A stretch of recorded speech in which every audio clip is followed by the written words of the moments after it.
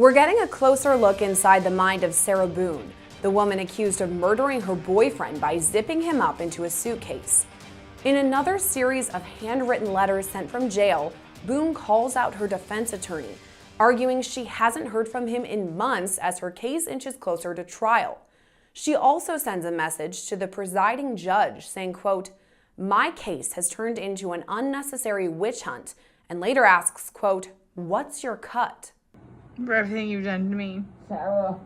For everything you've done to me. Sarah. F you.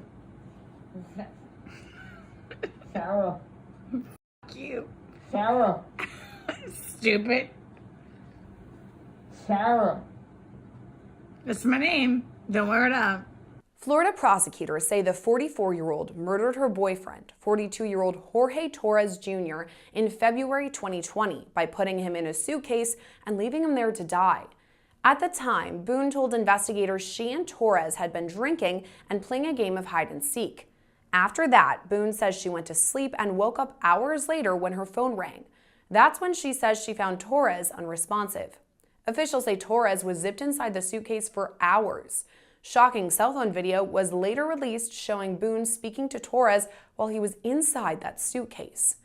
As Law&Crime Network previously reported, Boone sent multiple handwritten letters to her court-appointed defense attorney Frank Bankowitz, asking for a clearer path of communication.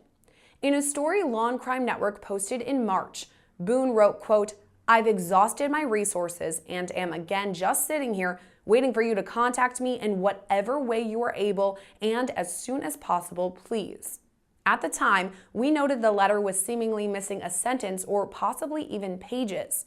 In one of Boone's most recent letters, dated April 6th, she seemingly references the missing pages and a report, writing in part, quote, "The enclosed letter I sent, 3/22/23, was scanned incorrectly on the clerk's website, only the first and third page, so I am resending with nothing on the backs to avoid confusion, and were missed previously.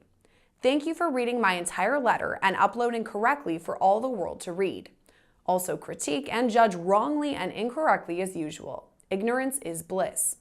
Boone goes on to write, quote, "I wonder what platform of popularity I will be featured on next, and how much wasted time, effort, and thought will be put into mutating and grossly exaggerating my case information, racketeered to the World Wide Web.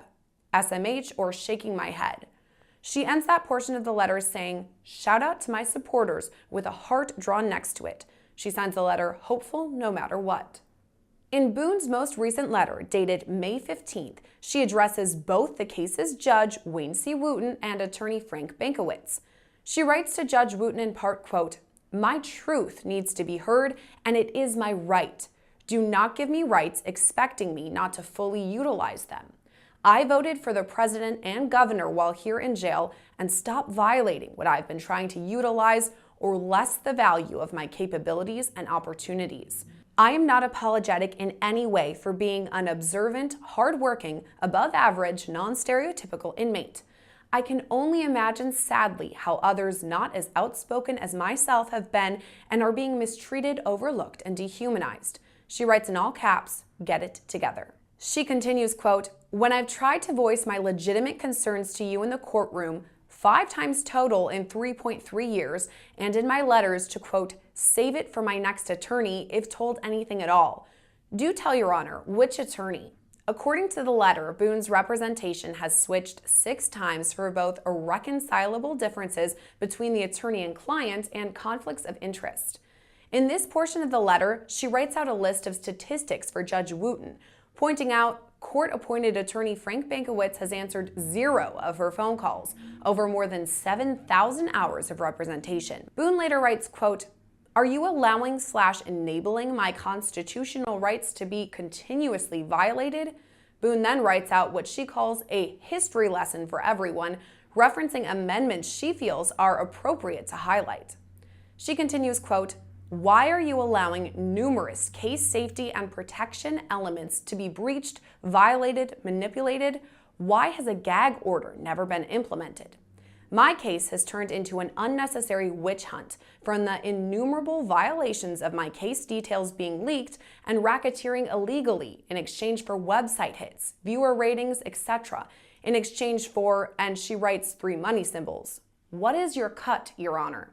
It's not even about the suitcase anymore. My case is now a global event with the video receiving over 3 million hits depending on the website, in turn making me realize that's over 3 million less unprejudiced, unbiased, non-discriminatory, fair jurors I will have access to on my case. How is that going to work? Now what? Boone then addresses Bankowitz, saying their last meeting was February 15th.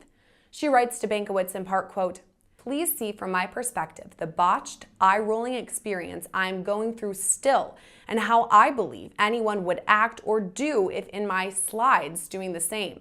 What would you do? Do not fault me in trying to make the best, most successful outcome possible for myself in every aspect in the convoluted predicament I am in and have been in over the last 3.3 years. I would rather be called a narcissist, pain in the explicative, arrogant, strange, or whatever else anyone wants to waste their time to think of. Just don't call me a murderer, which I am not. No one knows me except for the ludicrous insanity that's been made up, mocked, edited, and spewed all over the internet. It's not me." Boone is due back in court on July 11th for a pretrial hearing. Right now, her case is expected to go to trial on July 24th. Reporting for Law&Crime Network, I'm Sierra Gillespie.